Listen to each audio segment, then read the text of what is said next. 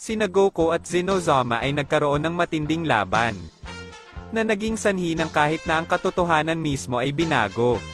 Napakaraming kapangyarihan ang nalantad na nagiging sanhi ng mga bagay na sa milyon-milyong taon ay hindi naisip na mangyayari ito. Lahat ng mga Diyos at mga anghel noong sinaunang panahon ay sinabihan tungkol sa kwento ng apat na demonyo na lumitaw milyon-milyong taon na ang nakalilipas at gumawa ng mga sakuna sa lahat ng universe, hindi sila mapigilan. Walang sino man ang makakapigil sa kanila kahit pa si Zenozama. Sila ay lubhang makapangyarihan. Hanggang isang araw, ang tanging taong nakagawa ng isang bagay laban sa kanila ay si Zerama. Kinulong niya sila sa tulong nina Dai Shenkan at Zenozama kaya nanatili silang nakakulong sa milyon-milyong taon. Hanggang, dahil sa labanang ito, nagsimulang magbukas muli ang portal. Sa oras na ito, sinubukan nina Zenozama at Dai Shenkan na pigilan itong mangyari. Kahit na si Goku mismo ay sinubukang pigilan ang portal na ito sa pagbukas, ngunit ito ay ganap na walang silbi. Ang pagnanais ng apat na Supreme Demons na makalabas ay mas malakas kaysa sa kapangyarihan ng sinumang nilalang. Sa sandaling iyon, ngunit ano ang nangyayari Dai Shenkan, hindi namin ito maisara, tila hindi na kaya ng dimensyon ang lahat ng kapangyarihang iyon. Kinuha nito ang kaunting pakikipag-ugnay sa lugar na iyon at ang lahat ng iyon ay pinatalsik. Nakita ko Zenozama, kaya lang hindi namin maisara.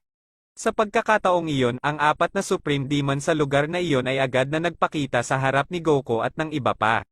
Ngayon Goku, nakita mo kung ano ang sanhi ng iyong kahibangan sa pamamagitan lamang ng iyong walang kwentang paghihiganti, ngayon ikaw na ang bahala na mapahamak sa problemang ito. Anong sinasabi mo, hangal ka, kung hindi mo ako kinontra hinding-hindi mangyayari ito. Bago natin ipagpatuloy, maaaring kang mag-subscribe sa channel na ito upang maging updated ka sa mga susunod na bidyong ating ipalalabas. Manahimik ka Saiyan, nilagay mo lang sa panganib ang pag-iral ng universe, ngayon ikaw na ang bahala. Sa sandaling iyon, mabilis na umalis sina Dai Shenkan at Zenozama sa lugar dahil alam nilang wala silang magagawa laban sa mga demonyong iyon. Iniwan ang lahat kay Goku. Habang ito ay nangyayari, sa ibang lugar si Vegeta ay nagsasanay kasama ang Yardrations dahil gusto niyang maghiganti kay Goku para sa kahihiyan na ibinigay nito sa kanya noong nakaraan. Sa planetang iyon, binigay ng Yardrations ang kahilingan ni Vegeta na isang prototype na katumbas ng time chamber na nasa Earth. At si Vegeta ay nagsasanay sa lugar na iyon at ang nakakapagtaka, kahit na nasa ibang dimensyon siya, ramdam niya ang hindi masukat na kapangyarihang iyon. Ngunit ano ang kapangyarihan na iyon, saan nanggagaling, kay Kakarot ba? Hindi maaaring siya, pakiramdam ko apat na lalaki na may napakalakas na kapangyarihan, ano ba ang nangyayari sa labas? Samantala, si Goku ay nasa harap ng apat na demonyong iyon. At ang isa sa kanila ay nagsabi sa kanya, "Hey ikaw, sabihin mo sa amin kung sino ka, ikaw ba ay isang kaibigan ng walang kwentang duwende na si Zenozama, ano ang ginagawa mo sa lugar na ito?" Si Goku ay nagagalit na sa mga sinasabi nito at sinabing, "Hindi ako kaibigan ng sinuman. Lalong hindi ng hangal na Zenozama na iyon, alam ko kung sino ka at alam ko kung ano ang ginawa mo sa nakaraan. Pero hindi ka namin kilala, paano mo ito nalaman mortal?" Dahil hindi ko alam kung ang parehong biros ang nagsabi sa akin tungkol sa iyo, hindi ako naniwala sa kanya ngunit nakikita kong hindi siya nagsisinungaling. At ano ang gagawin mo ngayon mortal? Ikaw ang unang biktima, hindi na ako makapaghintay na patayin ka, sa sobrang tagal ng panahon na nakakulong sa lugar ay gusto kong gawin ito tulad ng hindi ko nagawa noon. Tama na kami Oren, patayin natin ang hangal na ito at pagkatapos ay pupuntahan natin ang duwending Zenozama na iyon at ang hangal na si Dai Shenkan na alagad. Pero teka, papatayin daw nila ako, parang hindi, ngunit ito ay magiging lubhang kawili-wili. Hey kami Oren, bahala ka na dyan, sinimulan na niya akong istorbohin. Kahit anong sabihin mo Zumi. Nakikita ko kaya ikaw ang unang haharap sa akin, sa pagkakataong ito hindi na ako magwawalang bahala.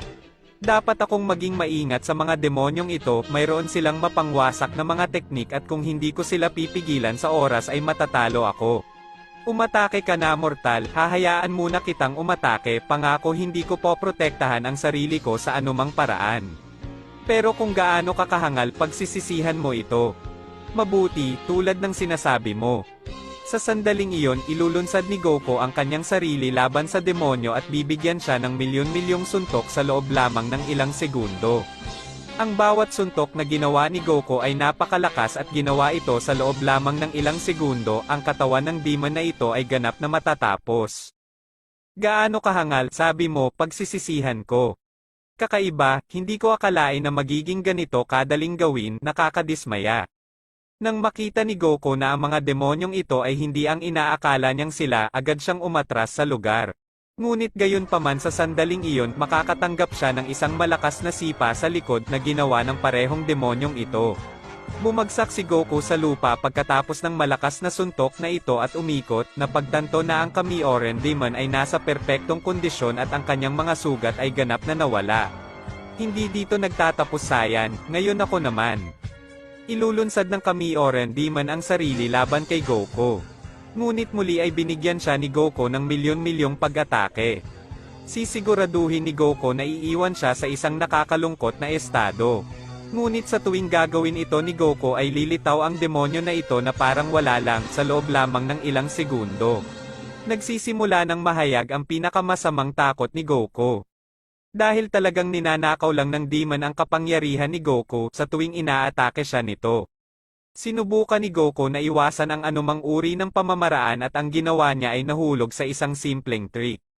Mortal, sa tingin ko ay nakakuha ako ng sapat na kapangyarihan upang patayin ka, gusto kong patayin ang aking mga kaaway gamit ang kanilang sariling kapangyarihan.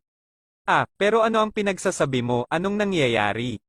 Biglang tumigil si Goku sa kanyang perpektong estado at bumalik sa kanyang dating estado. Ngunit anong nangyari, anong ginawa mo sa akin, bakit nabawasan ng husto ang kapangyarihan ko?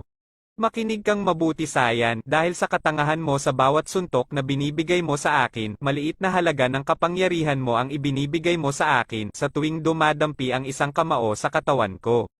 Hindi ito mangyayari kung hindi mo ako binigyan ng milyon-milyong suntok, sa huli ang maliit na halaga ng nakaw na enerhiya ay lumalaki. Ganyan ang nangyayari kapag hindi mo naiintindihan ang kaaway mo, madali kanyang niloloko, napakadali mong maniwala, ngunit bihira siyang lumampas doon. Pero ano bang sinasabi mo hangal, hindi ka dapat umalis sa maduming lugar na yan, wala akong pakialam sa sasabihin mo. Hindi ako papayag na matalo mo ako ng ganito, mamatay ka. Galit na galit pa rin si Goku sa ginawa sa kanya at ang kahangalan niyang ito patuloy pa rin niyang inaatake ang demonyo dahilan upang mas lalong bumaba ang kanyang kapangyarihan. Pero nakakadismaya, sobrang lakas ng mortal na ito at hindi niya alam kung paano ito gamitin. Ngunit isang pagkabigo, siguro oras na para patayin siya. Damn demon, ninakaw mo lahat ng kapangyarihan ko, sinisiguro ko na magbabayad ka para dyan. Ang demon na si Zumi sa sandaling iyon mula sa likod ay maghahatid ng suntok sa ulo ni Goku na nag-iiwan sa kanya na walang malay. Well Kami-Oren, patayin mo na siya. Sa pagkakataong iyon ay papatayin na siya ng demonyong ito. Ngunit biglang lumabas ang isa sa mga demonyo at sinabing, Teka. Huwag mo siyang patayin, huwag kang hangal. Nabigla ang demonyong ito sa sinabi ng isang babae. Pero anong sinasabi mo, sinabi mo lang na wag mong patayin itong mortal pero anong pinagsasabi mo? Bakit hindi ko papatayin ang mortal na ito kung malinaw naman ang intensyon niyang patayin ako? Nakikinig ka ba sa sarili mo? Makinig ka, hindi ganyan, hindi mo nakikita kung papatayin mo siya sasayangin mo ang isang taong may kamangha-manghang kapangyarihan. Kahit na higit pa sa iyo, mabuti bago mo ninakaw ang bahagi ng kanyang kapangyarihan. At bakit ko hahayaang mabuhay ang isang tao na maaaring mas makapangyarihan kaysa sa akin? Maniwala ka man o hindi, malaki ang silbi niya sa atin, isasama natin siya, ganun lang kadali, kung hindi, papatayin natin siya. Sa ganoong estado, wala siyang magagawa sa atin, hihintayin na lang natin siyang magising pagkatapos siyang suntukin ni Zumi. Okay sige, hindi ko siya papatayin dahil tama ka, baka magpasalamat ng marami sa akin ang Supreme Demon King. Anong problema mo, hindi mo siya pwedeng pag-usapan sa multiverse na ito, baka may nakikinig, tandaan na sinabi niya sa atin na si Zenozama lang ang nakakaalam ng lahat ng iyon. Hindi ko na inisip, hindi ko na alam kung anong nangyayari sa akin. Mabuti, oras na para umalis, dalhin ang mortal na yan. Pagkatapos noon lumipas ang ilang oras at nagising si Goku sa hindi kilalang lugar para sa kanya. Ang kinanapagtanto niya sa lugar na iyon ay ganap na iba sa nakasanayan niya.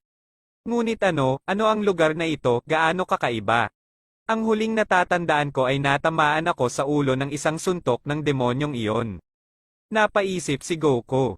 Ngunit agad na napagtanto ng mga demonyo na siya ay gising at sila ay tumayo sa kanyang harapan. Well, alam kong hindi mo naiintindihan kung ano ang ginagawa mo sa lugar na ito, ngunit bago mo sabihin ang anumang bagay, maaari naming patayin ka sa sandaling iyon, ngunit gayunpaman, nagpasya kaming huwag wakasan ang iyong buhay. At bakit hindi nyo ako pinatay, isa kang kangal, malaki ang pagkakamali nila. Si Goku nang walang sinasabi ay inilunsad ang kanyang sarili upang salakayin ang isa sa mga demonyo. Ngunit pinigilan siya ni Zumi sa pamamagitan ng paghawak sa braso niya. At sinabi sa kanya na huminto, wala kang magagawa. Anong nangyari sa kapangyarihan ko, akala ko nabawi ko, anong nangyayari sa akin? Well, ikinalulungkot kong sabihin na wala na ito, isa lang ang paraan para maibalik ito, ang kapangyarihang ninakaw ni Kamioran sa iyo, hindi mo na iyon maibabalik, maliban na lang kung ibabalik niya ito sa iyo at sa ngayon ay sa tingin ko ay wala pa siyang planong gawin iyon. Mga lapastangan pagkatapos kunin ang kapangyarihan ko at ngayon ay balak nila akong takutin. Sayan, hindi mo na matutuloy ang yabang na yan, may pinaplano na kami para sa iyo at iyon ay maaari kang sumali sa amin, maging bahagi ng Supreme Demonic Elite, malaki ang maitutulong mo sa amin at maging pangunahing bahagi nito. At kung sasabihin kong hindi tapos anong mangyayari, papakawalan ako nito na parang wala, halata naman na hindi. Parang alam ko na kung ano ang punto mo, papatayin nila ako kapag hindi ko tinanggap. Well, ayos lang, kailangan kong sumama sa mga walang kwentang elite. Ganyan ang gusto ko, napakatalino mong tinanggap pero gusto kong maging magalang ka sa amin dahil magiging bahagi ka na nito. Ngunit sabihin mo sa akin, nasaan tayo? Well, Zumi, ipaliwanag mo dito sa Saiyan. Makinig ka mortal, ngayon ay nasa ibang universe ka, partikular na sa mga demonyo. Ano ang sinasabi mo, isa pang multiverse pero hindi ba dapat isa lang? Bueno, iyon ang iniisip ng lahat sa iyong multiverse maliban kay Zenozama na hindi pa nagsabi nito kahit kanino kahit na si Daishenkan na nakasama niya sa milyon-milyong taon. Hindi niya gustong malaman ang katotohanan, matagal nang sinabi sa amin ng Supreme Demon King at hindi nagtiwala sa iyo dahil ako lang at ang iba pang Supreme Demons ang nakakaalam nito. At bakit mo sasabihin sa akin, sa isang tulad ko kung ano ang kahulugan nito? Kailangan mong malaman ang lahat para malaman mo kung bakit ka nandito, ikaw lang ang nag-iisang mula sa ibang multiverse na pumasok sa isang ito, well, ganito ang nangyari. Bilyon-bilyong taon na ang nakalilipas, ang Diyos na lumikha ay may dalawang anak na pinangalanan niyang Zerama at Shimuko, ang isa ay demonyo at ang isa ay iba. Noong panahong iyon, mayroong 38 universe. Ang isa pang demon na ito ay nagseselos sa kanyang kapatid at kapwa lumaban ng maraming taon para sa kapangyarihan ng mga universe. Hanggang isang araw ay napagod ang kanyang ama dito at nagpasya na hatiin ito sa dalawa. At si Zerama ay mananatili sa 12 universe tulad ng kanyang kapatid kaya tinawag silang multiverse. Ang kanyang ama ay naglagay ng hadlang sa pagitan ng mga universe na naging dahilan kung bakit imposible para sa isang tao mula sa isang multiverse na makapasa sa isa pa. At kaya lumipas ang panahon, nagpasya ang Diyos na lumikha na tumigil na sa pag-iral dahil natapos na niya ang kanyang trabaho at hindi na niya iniisip na gumawa pa, kaya ito ay nawala. Na naging sanhi ng pagkawasak ng barrier na iyon at pinadala kami ng Supreme Demon King upang salakayin ang multiverse na ito. Ngunit si Zerama sa tulong ni Zenozama ay ikinulong kami sa isang dimensyon. Nang maglaon, nagawang itayo muli ni Zerama ang harang na iyon at mula noon, hindi na siya nagising. Ganyan ang dalawang multiverse. Hindi makapagsalita si Goku habang naririnig niya ang lahat ng ito dahil wala siyang ideya tungkol doon. Ngayon naiintindihan ko na at kung ano ang balak nilang gawin, paano tayo papasok sa multiverse na ito kung meron itong harang. Ito ang portal na lumikha na Supreme Demon King, sa katunayan, dapat tayong pumunta sa kinaroroonan niya upang ipaalam sa kanya ang isang bagong kakampi, sana ay pasalamatan niya ako. Huwag kang gumawa ng sarili mong bulaklak para sa'yo, mga basura lang tayo. Sa sandaling ito, ang mga ito ay pupunta sa kung nasaan ang Supreme Demon King upang sabihin sa kanya. Ngunit talagang iniisip ni Goku, sa sandaling maibalik ko ang aking kapangyarihan, papatayin ko ang mga ito para sa pagsira sa lahat ng aking mga plano at para sa pagnanakaw ng aking kapangyarihan, samantala kailangan kong magpanggap na kakampi nila o isang bomber. Dumating